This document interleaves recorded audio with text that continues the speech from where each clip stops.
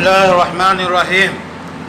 حضرات گرامی، ہم میں سے ہر ایک کی خواہش ہوتی ہے کہ کوئی درخواست دے تو وہ درخواست ضرور قبول ہو، فوری طور پہ قبول ہو۔ یہ تمنا اور یہ خواہش ہم میں سے ہر ایک کی ہوتی ہے۔ اللہ تعالیٰ نے ہماری اس خواہش کو کہ ہم جو مانگے وہ مل جائے، جمعے کے دن خاص طور پہ عصر کے بعد ایسی گھڑی رکھی ہے۔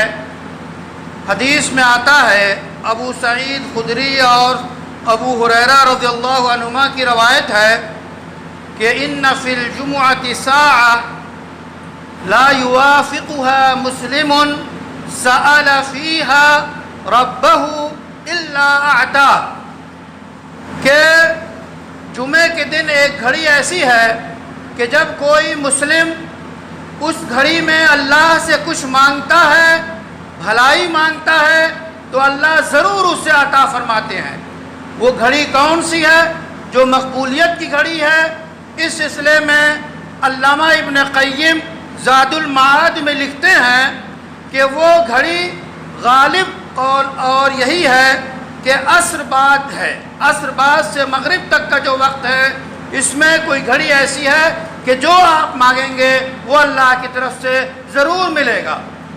اسی طرح ایک قول یہ ہے کہ جمعے کے دن خطبے کے بعد، خطبے سے لے کر نماز کھڑے ہونے تک جو گھڑیاں ہیں ان میں سے کسی گھڑی میں دعا قبول ہوتی ہے۔